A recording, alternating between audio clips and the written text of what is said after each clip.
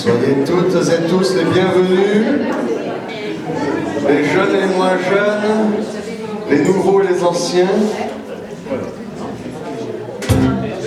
les grands et les petits, on m'a dit, oui, les hommes et les femmes aussi. Amen. Ça tombe bien, c'est le passage que je voulais vous lire. Alléluia. Si vous voulez vous approcher, vous installer, soyez toutes et tous les bienvenus. Ok. Est-ce que vous allez bien? Oui. Ok. C'est toujours le premier, il est un peu rouillé. Est-ce que vous allez vraiment bien? Oui. Ah. Voilà, on coupera au montage, on mettra que le deuxième.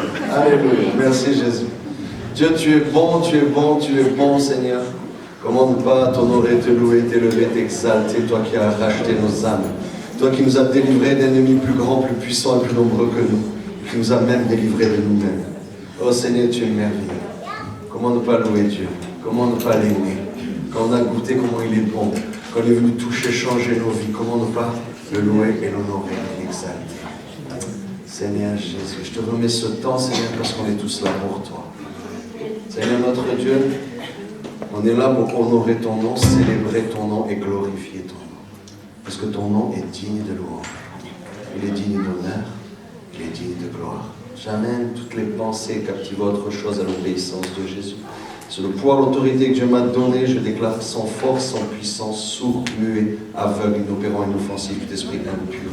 Dans les pensées, dans les cœurs, dans l'imagination, dans les êtres, dans ce lieu et autour de ce lieu, au puissant nom de Jésus-Christ. Je bénis la foi, les anges, l'armée de Dieu, qui servent Dieu en notre faveur, en votre faveur, en faveur de vos familles. Je l'appelle au nom de Jésus, être libéré selon le conseil de la volonté de Dieu, selon la sagesse divine, les choses qui ont été préparées avant la fondation du monde, qui puissent s'accomplir dans vos vies, à travers vos vies, au nom de Jésus. Amen. Amen. Bon, je vais lire un passage, on va donner la gloire à Dieu. C'est ce qui est dit dans l'Apocalypse. C'est ce qui se chante dans le ciel.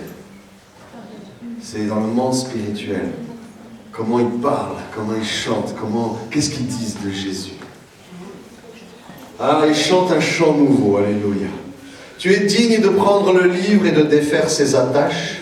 Oui, tu as été offert en sacrifice. Avec ton sang, tu as racheté pour Dieu des gens de toute tribu et de toute langue, de tous les peuples et de tous les pays. Tu les as offerts à Dieu. Tu as fait d'eux les membres du royaume de Dieu. Tu as fait d'eux des prêtres pour servir notre Dieu. Et ils seront rois sur le monde entier. Alléluia. Voici ce qui est dit de l'agneau de Dieu et de ceux qui sont rachetés. Que le nom du Seigneur soit béni.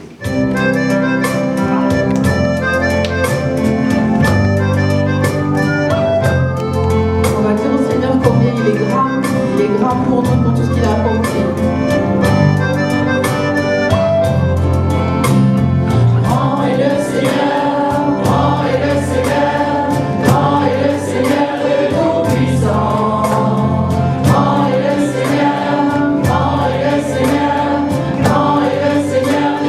Puissant.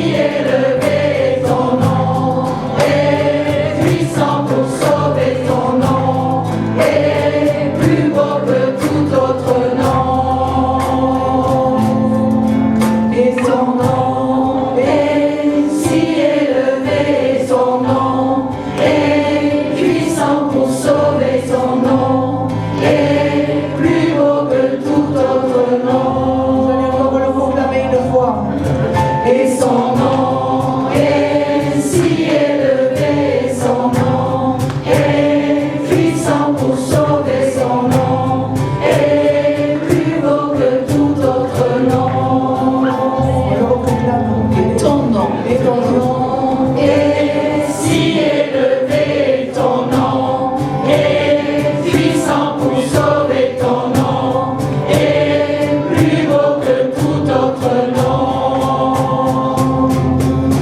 C'est son nom, et si élevé ton nom, et puissant pour sauver ton nom, et plus beau que tout autre nom.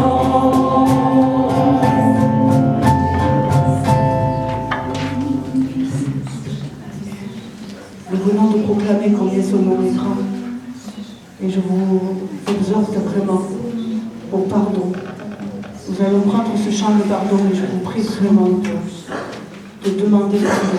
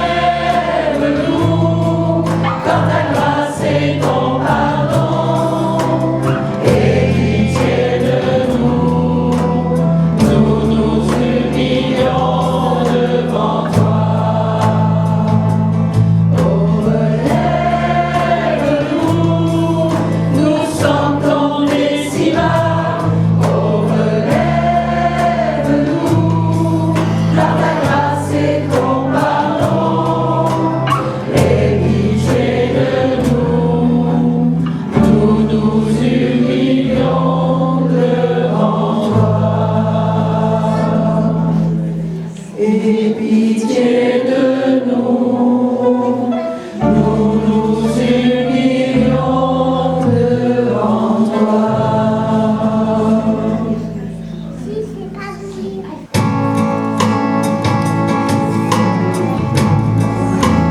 Seigneur, nous allons te donner notre reconnaissance par la demande de pardon, Seigneur. On veut te donner notre reconnaissance pour le sacrifice que tu as fait pour nos vies, le sacrifice à la croix, Jésus. Tu mérites tout, tu mérites tout.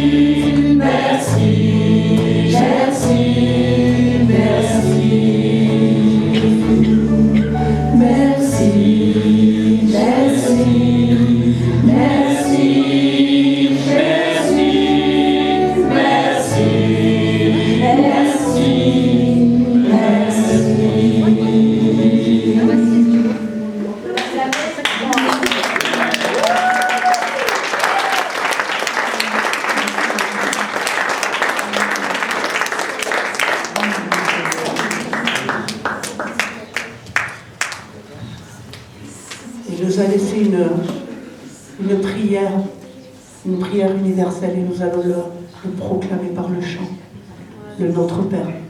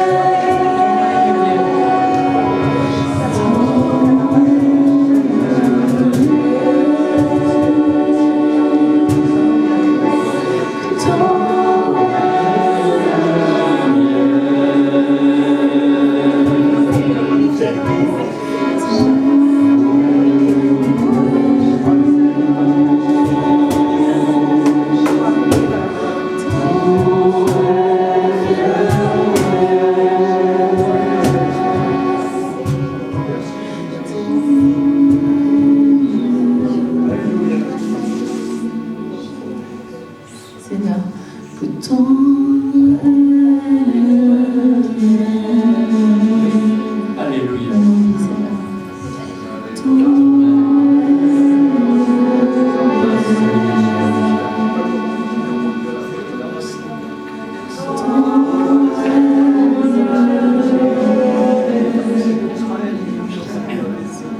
Les anges sont au milieu de nous.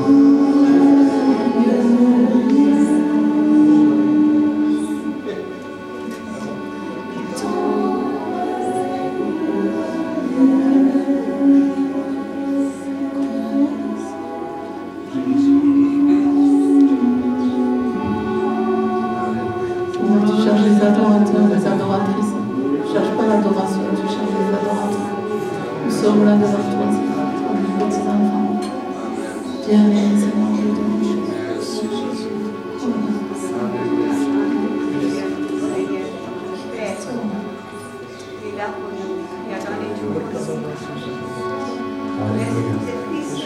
Alléluia. Tandis que la musique continue, ferme les yeux. Et associe-toi à ce chant avec les anges. Que le règne de Dieu vienne sur la terre comme dans le ciel. Pense à des situations dans ta vie. Pense à des situations dans ton pays. Pense à des situations dans ta famille.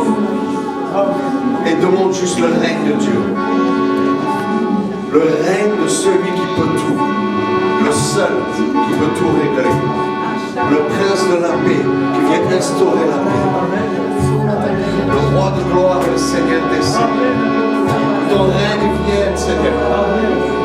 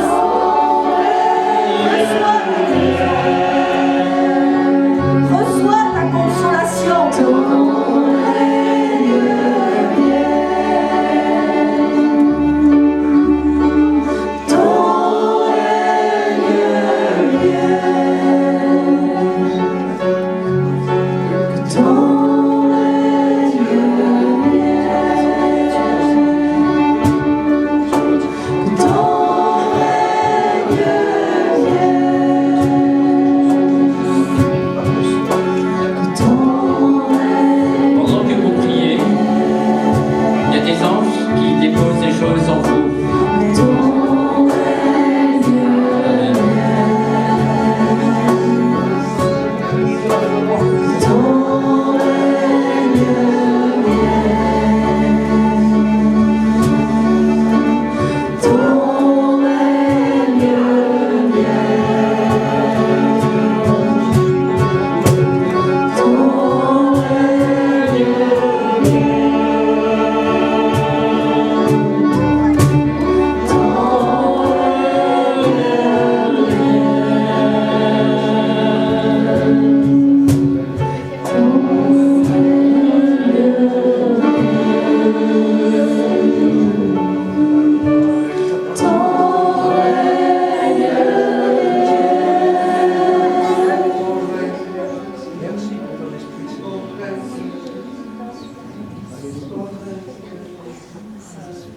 Je veux te remercier, Seigneur, pour ta miséricorde chaque jour.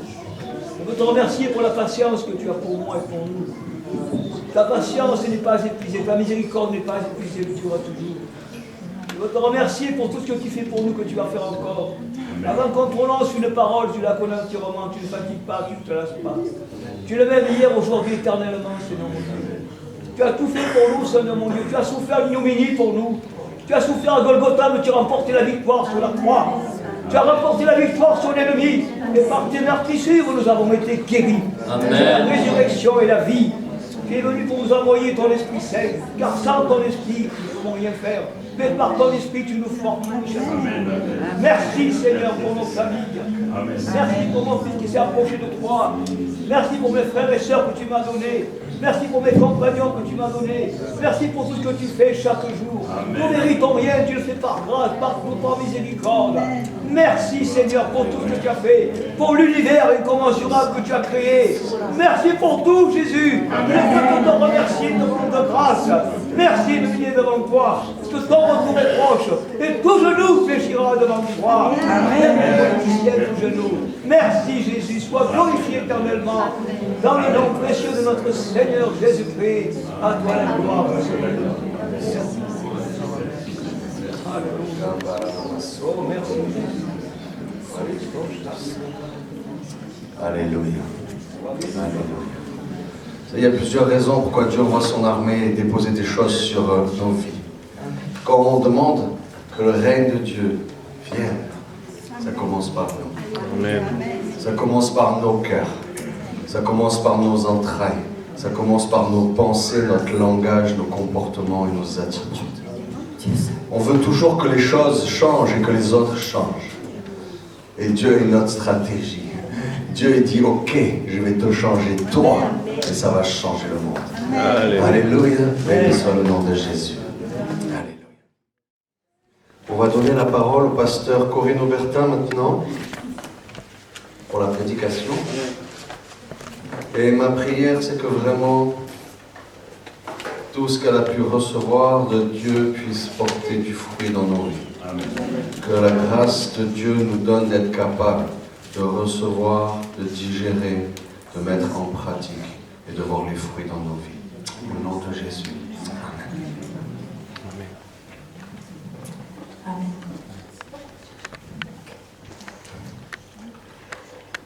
Amen. Amen. Je veux aussi prier et vous aussi, j'aimerais aussi que vous attendiez, non pas à moi, mais au Seigneur, parce que le Seigneur veut vous dire quelque chose de précis ce matin. Alors Seigneur, nous voici. Nous voici Seigneur. Pour toi. Nous sommes là, c'est pour toi. Merci Seigneur. Je veux prendre autorité contre toute puissance démoniaque, mais aussi que toutes nos pensées qui sont captivées à autre chose soient soumises à ton obéissance. Nous nous attendons à toi. Et Seigneur, je te prie que mon cœur et le cœur des bien-aimés qui sont là et qui sont aussi sur YouTube puissent avoir, que tous ces cœurs soient ouverts à ta parole. Parce que ce matin, tu veux parler à nos cœurs. Tu veux parler à nos cœurs. Tu veux transpercer notre cœur. Oh, merci Père. Merci Papa. Amen. Alors aujourd'hui, j'aimerais continuer ce verset, ce passage, pardon, que Dieu avait mis dans mon cœur, je crois que c'était au mois de novembre. Vous vous souvenez ou pas ce que vous avez partagé? Dieu nous aime grand comme ça. Vous savez, comme les enfants, des fois, comment tu m'aimes? Grand comme ça, maman. Et Jésus nous aime grand comme ça. Il a ouvert ses 2 bras à la croix. Ces 2 bras cloués sur la croix nous prouvent, nous montrent son amour, la largeur de son amour. Et je voulais juste rappeler comme ça ce que Dieu nous avait dit par rapport à cette largeur. Très rapide. L'amour de Dieu est si large qu'il embrasse même ceux que le monde exclut. Les lépreux, les adultères, les publicains, etc. L'amour de Jésus est assez large pour me toucher, me laver, me purifier, me rétablir la tête haute. L'amour de Jésus est assez large pour me pardonner. L'amour de Jésus est assez large pour me voir, pour me libérer, me racheter, me sauver. L'amour de Jésus ne condamne pas, il pardonne. L'amour de Jésus ne blesse pas, il guérit. L'amour de Jésus ne punit pas, il réconforte. Amen. Ça, c'était la dernière fois où le Seigneur avait mis ce passage que l'on va reprendre, qui est dans Éphésiens 3. Mais avant, tout le monde s'est salué, n'est-ce pas, au début du culte. On a fait le petit bisou. Alors maintenant, tu vas dire à ton voisin, oula, tu dis à ton voisin, je ne suis pas là pour toi.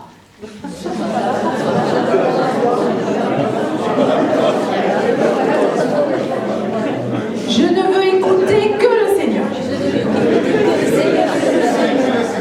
Voilà. Ça c'est dit. Maintenant on peut commencer. Donc je disais, Éphésiens, le livre d'Éphésiens, oh là là, c'est après Jean, c'est un de mes livres préférés. Éphésiens, c'est vraiment, c'est un gâteau au chocolat. Éphésiens 3, Éphésiens chapitre 3, versets 17 à 19. Il nous est dit, Dieu nous dit, je prie que vous soyez enracinés et fondés dans l'amour. Pourquoi faire?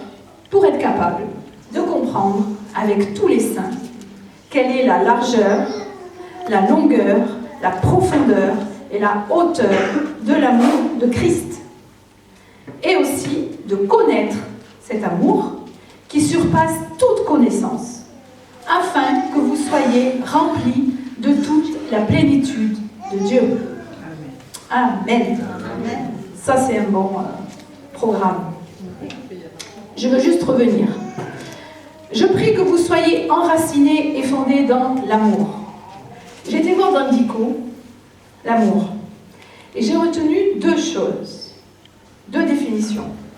La première, c'est acte ou action, en tout cas, c'est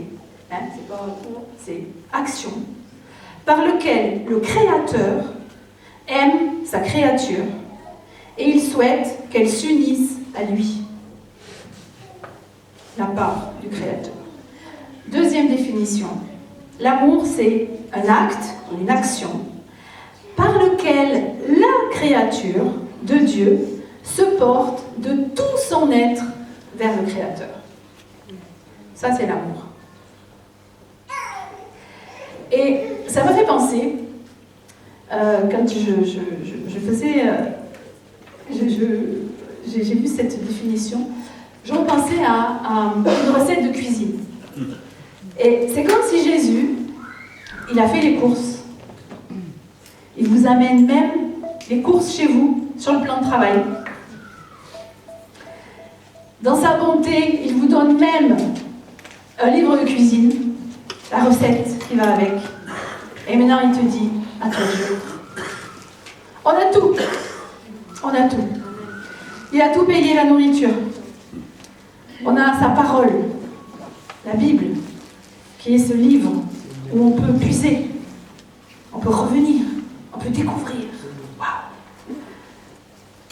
Et en plus de ça, et ça peut-être que j'en parlerai une prochaine fois, il nous donne un équipement de tablier pour ne pas se salir, qui est l'armure, son armure, l'armure de Dieu. Ça, c'est un autre sujet que peut-être un jour, par la grâce de Dieu, je vous partagerai. Mais en tout cas, voilà, Dieu nous a tout donné, à nous de prendre, de faire. Ok? Donc, revenons à Éphésiens. J'aime la fin où il dit, soyez remplis, donc tout ça, afin que vous soyez remplis de toute la plénitude de Dieu. Plénitude. Waouh, c'est pas un mot courant qu'on emploie, enfin moi je n'emploie pas tellement. La plénitude de Dieu, qu'est-ce que c'est? Et Mélodico, il dit pareil, il dit que c'est un état de ce qui est complet, ce qui est total, qui est dans toute sa force, son intensité, son épanouissement, sa maturité. Donc Dieu veut que l'on connaisse tout cet amour où il nous parle avant, pour que nous soyons remplis, pleins de force, que notre épanouissement soit là, dans nos vies. Que nous soyons matures. Ok? Vous êtes d'accord? De vivre cette plénitude de Dieu. Alors aujourd'hui, si vous avez bien suivi ce verset, nous allons voir la longueur de l'amour de Christ. La longueur. Bon, la longueur, ok. Moi, il y a deux choses qui me fait penser quand je pense à longueur, c'est le temps et la distance. Le temps, vous avez, il y a des parents dans la salle. Je crois que si je vous dis lors d'un voyage, vous êtes avec vos enfants dans la voiture, il y a cette phrase qui revient. Quand est-ce qu'on arrive? C'est long. Mais il faut dire que nous aussi on l'a dit. Hein. Oh, oh. Je vais prendre la défense des enfants. Nous aussi on l'a dit de cette phrase. C'est là. C'est le temps. Le temps peut être long. Et moi j'avais envie, quand je faisais cette prédication, je dis mais depuis quand Jésus nous aime? Depuis quand? À votre avis? Avant la fondation du monde. Et c'est pour vous, vous avez du mal à l'imaginer depuis la création. Si vous êtes plus terre à terre, sur la terre. Depuis la création, depuis toujours. Depuis toujours, Dieu nous aime. Depuis toujours. Jean 3,16.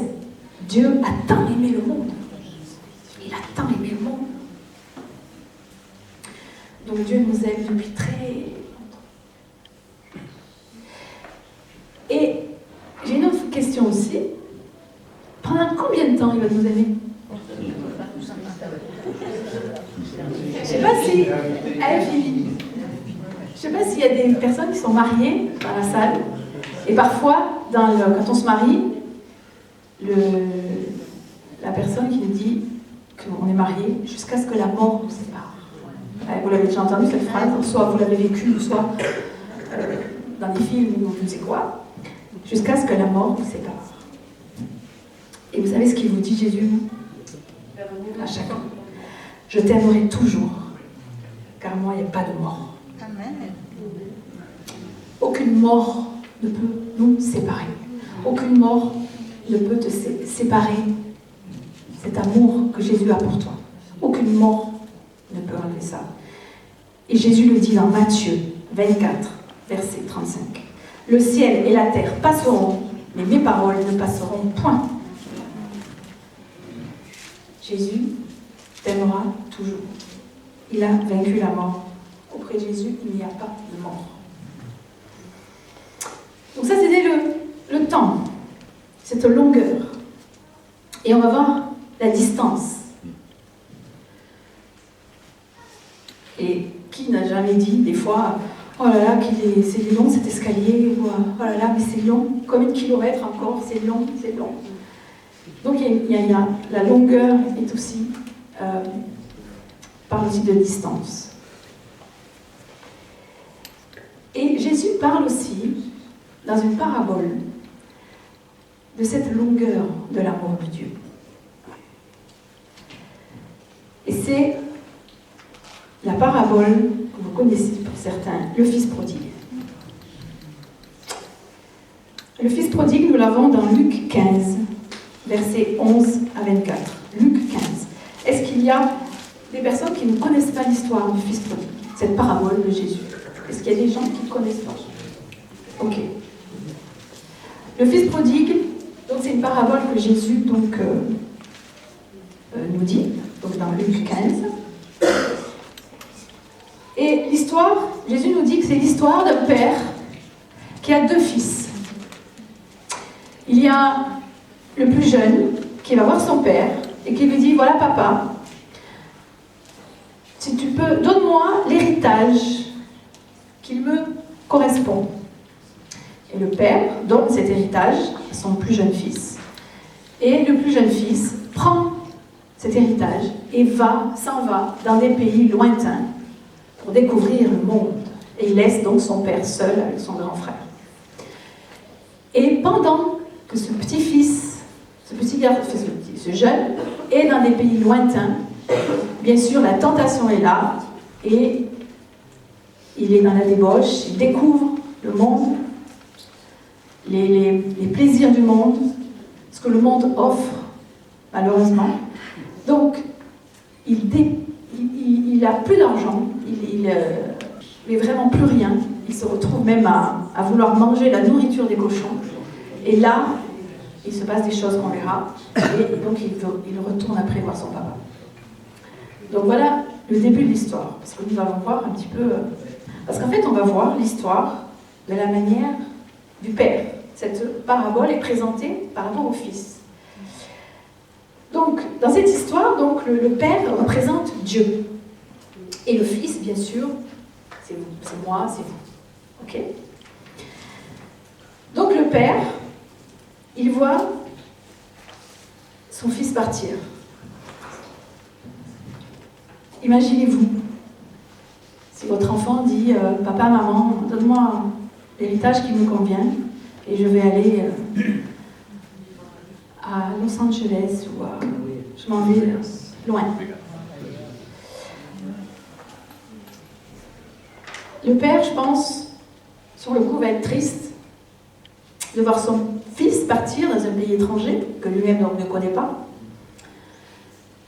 Et puis il va rester à travailler avec son grand garçon, son fils aîné.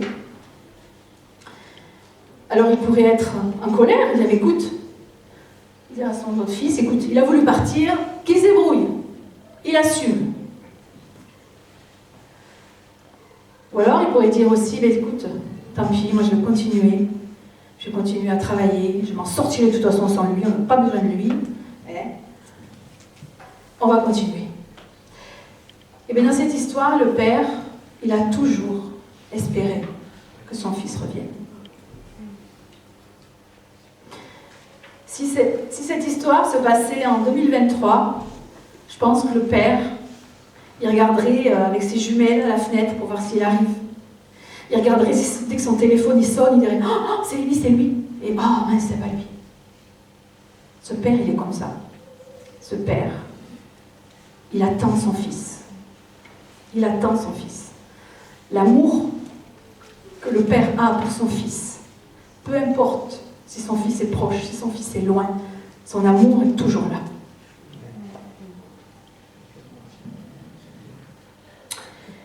Et au verset 20, la Bible nous dit « Comme il était encore loin, donc le fils revient. Et comme le fils était encore loin, son père le vit. Ah, ça y est, le fils revient à la maison. Quelle est l'attitude du père? T'as pas honte de revenir maintenant? T'as plus rien. Tout l'argent, il est où? Tu m'as laissé un plan, toi et mon frère, et ton frère. Puis t'as vu, t'es maigre comme un clou, tu pues. T'as pas honte? Non. Verset 20. Son père le voit, et il fut ému de compassion. Il courut se jeter à son cou et l'embrassa. Le père, il ne pense pas au péché. Il ne pense pas que le fils est parti avec l'argent. Il ne dit pas, bah alors, t'as ramené quoi tous les sous que je t'ai donnés, là, t'as ramené combien? Il ne pense pas à ça. Il ne demande pas, alors t'as fait quoi? Oh, t'as été voir des prostituées, mais malheureux, tu le sais qu'il ne faut pas voir des prostituées. Non, le père ne pense pas au péché. Le père ne pense pas aux fautes du passé. Le père ne pense pas au chagrin que ce fils au départ lui va causer. Le père ne pense pas à tout ça. Qu'est-ce que le père y fait? Versets 22 à 24. Le père dit à ses serviteurs, apportez vite la plus belle robe et l'en revêtez.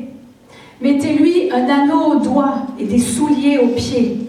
Amenez le veau gras et tuez-le. Mangeons et réjouissons-nous, car mon fils, que voici, était mort et il est revenu à la vie. Il était perdu et il est retrouvé. Et ils commencèrent à se réjouir. Alléluia! C'est ça que Dieu, notre Père, vit quand on revient à lui. C'est ça que notre Père vit quand on est loin de lui. Il espère toujours. Son amour est tellement long qu'il nous touche. Peu importe où on est, peu importe si on est dans une porcherie, peu importe où l'on est, son amour. Dieu, moi je sais qu'au début de ma conversion, quand j'ai donné ma vie, après je me dis, mais Seigneur, t'as pas eu peur pour ta réputation? Parce que tu m'as aimé. T'as pas eu peur de te salir les mains pour venir me chercher là où j'étais. Et là, c'est pareil. Dieu n'a pas peur de se salir les mains pour venir vous chercher, là où vous êtes.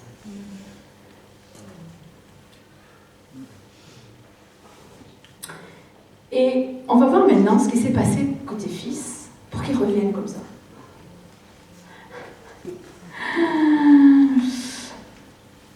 Luc 15, versets 17 à 20.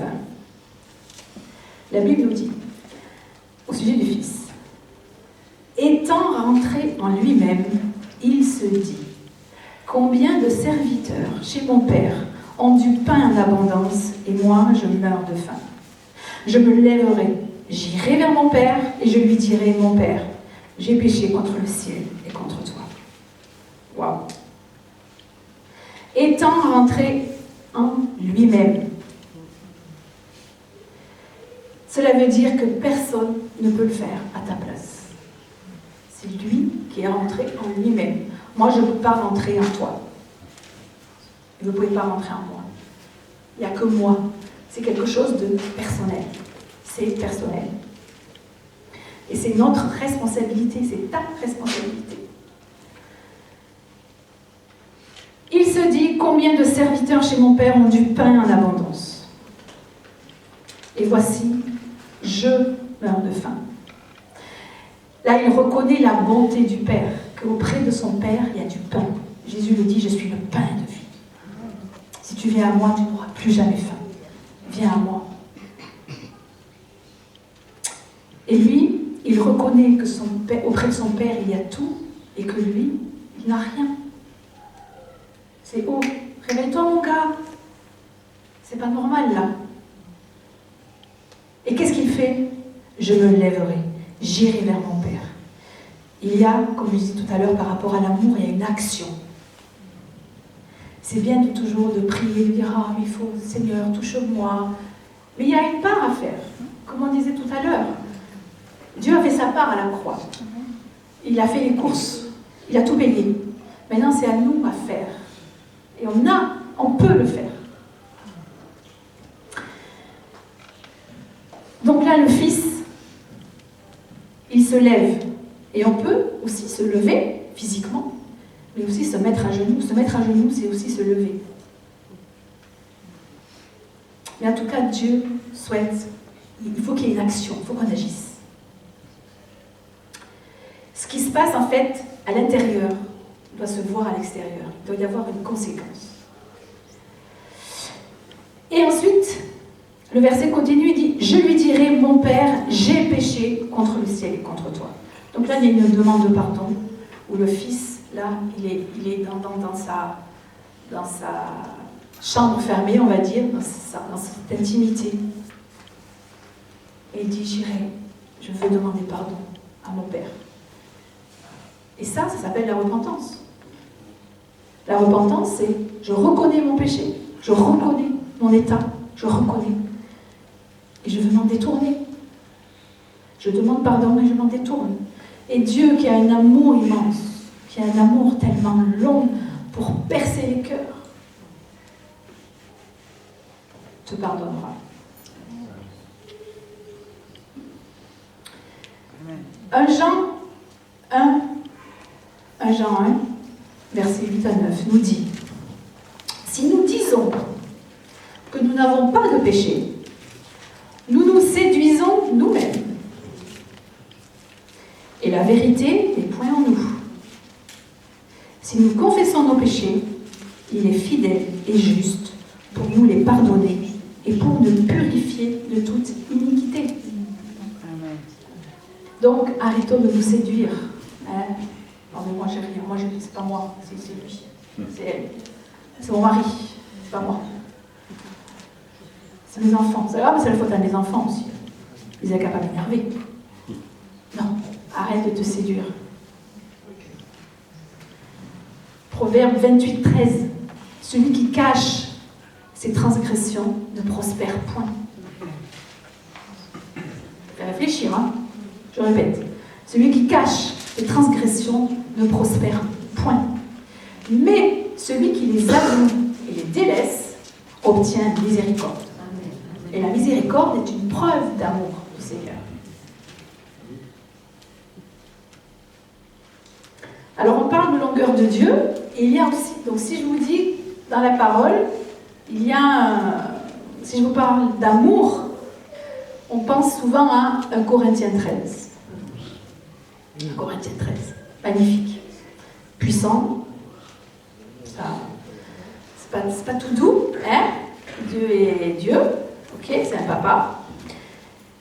Donc c'est puissant. Donc je vous invite, 1 Corinthiens 13, allez le lire à la maison. Mais il y a une autre lettre que moi qui me touche aussi, qui parle d'amour, et je vous invite à la lire entièrement. Alors on ne va pas la lire entièrement. C'est la première lettre de Jean. Oh là là, Jean, c'est magnifique. Jean. Nous on va juste prendre un passage dans 1 Jean 4. 1 Jean chapitre 4. 1 Jean chapitre 4, versets 7 à 11. Bien-aimés, aimons-nous les uns les autres, car l'amour est de Dieu. Aimons-nous les uns les autres, car l'amour est de Dieu. Et celui qui aime est né de Dieu et connaît Dieu. Celui qui n'aime pas n'a pas connu Dieu, car Dieu est amour. L'amour de Dieu a été manifesté envers nous en ce que Dieu a envoyé son Fils unique dans le monde, afin que nous vivions par lui. Et cet amour consiste non pas à ce que nous avons aimé Dieu, mais en ce qu'il nous a aimés et a envoyé son Fils comme victime expiatoire pour nos péchés. Bien-aimés, si Dieu nous a aimés, nous devons aussi nous aimer les uns les autres. C'est ça aussi la longueur de l'amour de Dieu. C'est d'aimer aussi notre prochain. D'ailleurs, on ne va pas en parler là, mais dans le Fils prodigue, le grand frère a une réaction aussi. Vous le lirez à la maison. Donc, quand son petit frère revient. Donc, l'amour de Dieu, la longueur de l'amour de Dieu est aussi pour les frères et les sœurs. Et un autre verset, toujours chapitre 4 de 1 Jean, au verset 20 et 21. Si quelqu'un prétend aimer Dieu tout en détestant son frère, c'est un menteur. Car s'il n'aime pas son frère qu'il voit, il ne peut pas aimer Dieu qu'il ne voit pas. D'ailleurs, le Christ lui-même nous a donné ce commandement. 2 points. Que celui qui aime Dieu aime aussi son frère. Si tu aimes Dieu, tu dois aimer ton frère ou ta sœur.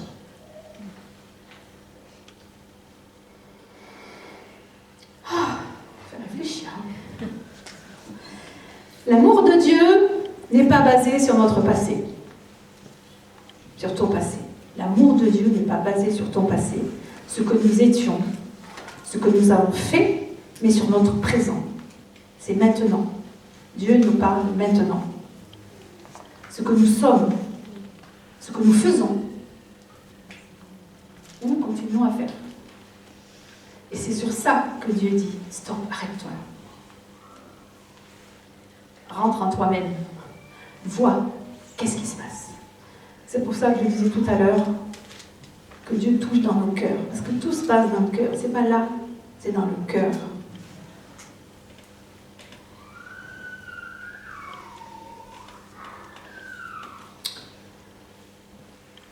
Et cette parabole du fils prodigue nous garantit que personne, même si elle est très loin de Dieu, elle n'est jamais trop loin de l'amour de Dieu, du cœur de Dieu. Dieu pourra t'atteindre, atteindre ton prochain, quoi qu'il est loin. Ça peut être un fils, un cousin, un neveu qui est dans la drogue, qui est dans l'alcool, donc qui est loin. Ça peut être aussi votre fille, votre maman, qui ne veut plus vous voir depuis des années, et pour vous, cette relation est tellement loin. Ça peut être une femme ou un mari qui vous a trompé. Ça peut être une sœur ou un frère de l'église qui vous a déçu, qui vous a fait du mal. Et là, il y a cet étirement et cette relation est loin. D'ailleurs, quand on est fâché, on ne veut pas voir. C'est loin. Ça peut être aussi un mari ou une épouse qui ne veut rien savoir de l'église. Et donc, il est loin de vous. Il est loin de Dieu, bien sûr.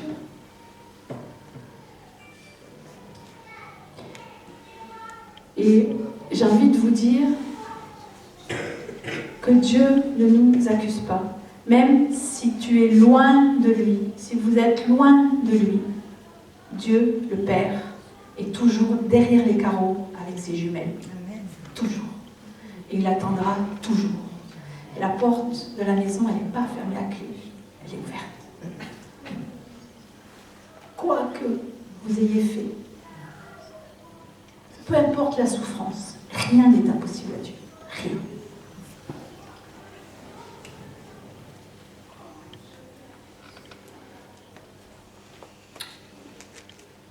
Alors j'aimerais que tu dises à ton voisin, personne n'est trop loin de l'amour de Dieu.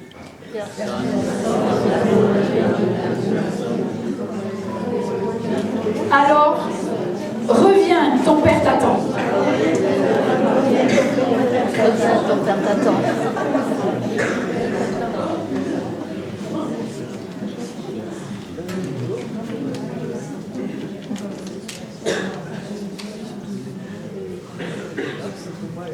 Y a-t-il des fils et des filles prodigues dans la salle?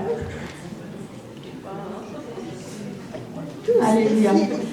Parce que ça peut être quelque chose, on a chanté, non pardon.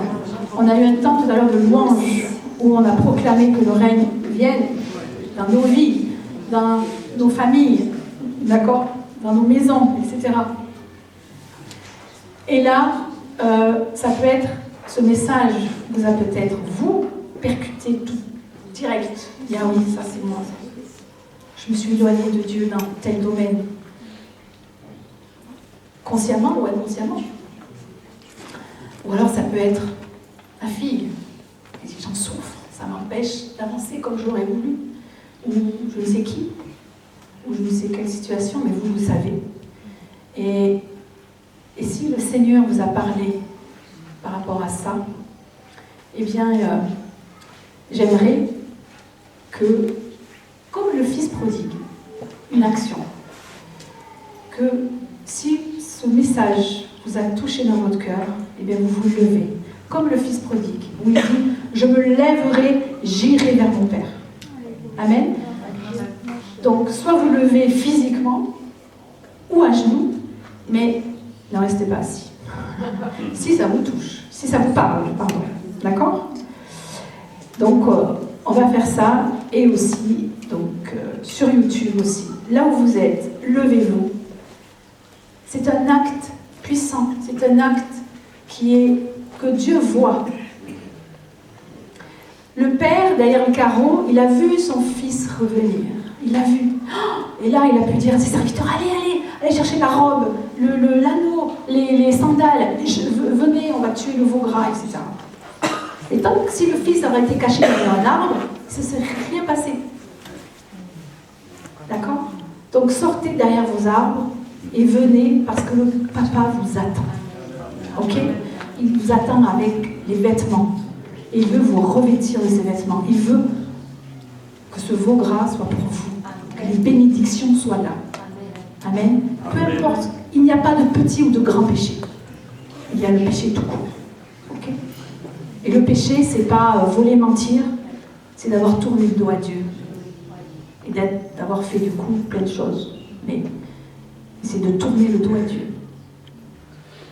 Donc, revenez et surtout, levez-vous. Rentrez en vous-même et j'irai vers mon Père. Amen.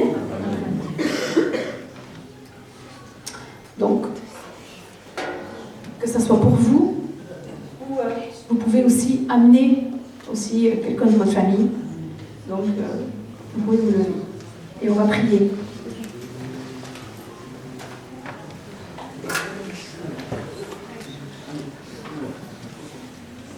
Donc, bien sûr, moi je ne connais pas vos situations, mais Dieu seul connaît. Et comme le Fils prodigue, c'était personnel entre lui et Dieu. Donc vous pouvez, donc la salle est grande, vous pouvez vous promener, si vous ne voulez pas que votre voisin entende ce que vous avez envie de dire à Dieu. Parce qu'en fait, on vient au Père et on dit, pardon Seigneur, j'ai péché contre toi. J'ai fait ça et je m'en repens. Et Dieu est fidèle et juste. Il prend la note, il la froisse et il la jette. Et il ne reviendra jamais dessus. Jamais. Ok? Ce qui est pardonné est pardonné.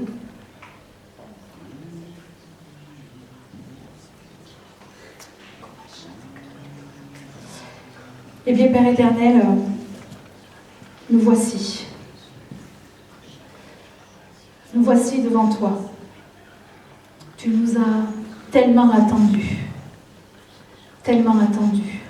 Ton amour est tellement long. Ton amour est tellement long. Ton amour et ta patience ont la même longueur. Tellement long. Rien ne pourra arrêter cet amour. Cet amour n'a pas de fin. La mort ne peut pas l'arrêter. Ô Seigneur, Père éternel, tu vois ces bien-aimés, tu vois leur cœur qui se lève pour toi. Et tu es là, et tu leur dis, viens. Venez à moi, vous tous qui êtes fatigués et chargés, et je vous donnerai du repos. Je vous donnerai mon repos. Oh, merci, Papa. Merci, Papa, pour les connexions, les réconciliations avec toi. Tu as toujours tes bras ouverts pour accueillir tes enfants. Tu n'accuses pas, tu relèves. Tu guéris les cœurs brisés. Tu mets des pansements sur les blessures. Ô Seigneur, tu entends le cri du juste.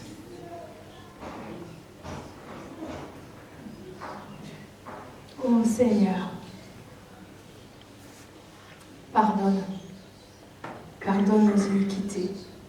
Pardonne-nous de tous nos péchés, conscients ou inconscients. Pardon d'avoir été dur avec nous-mêmes.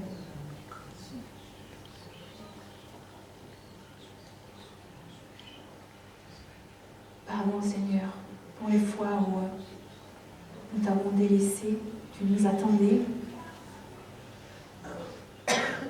et on a préféré faire autre chose. Ça aussi, tu nous pardonnes.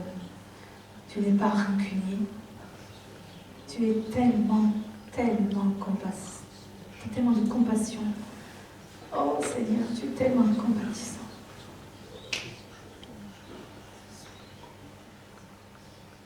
Oh Seigneur, touche les bien-aimés. Cet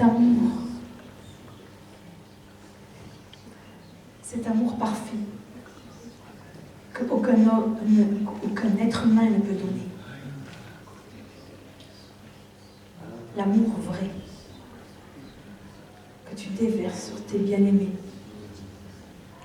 sur ceux qui sont revenus à ta maison. Tu les couvres.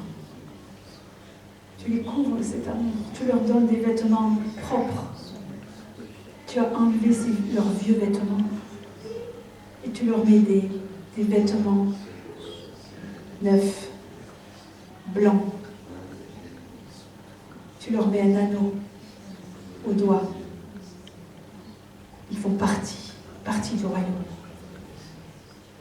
Tu leur mets des chaussures pour qu'ils ne se blessent plus et qu'ils continuent leur marche. Tu les équipes et tu les nourris. Tu les nourris.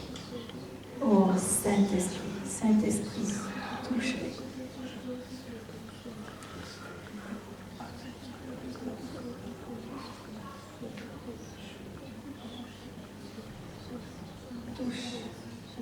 Touche les cœurs brisés afin de restaurer.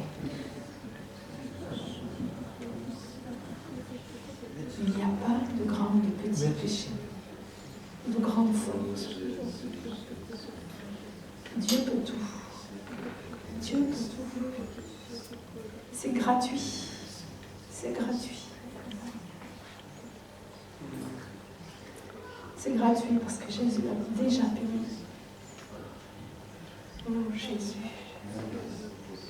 Merci pour ton sang. J'invoque ton sang précieux sur les bien-aimés. Ton sang qui les lave. Ton sang qui les purifie. Ton sang qui donne la vie. Et je prie que tout ce qui est mort dans vos vies reprenne vie. Parce que Jésus est la résurrection même. Le Saint-Esprit qui a ressuscité Christ habite en vous. Merci Saint-Esprit. Que tu ressuscites tout ce qui a été mort, abîmé.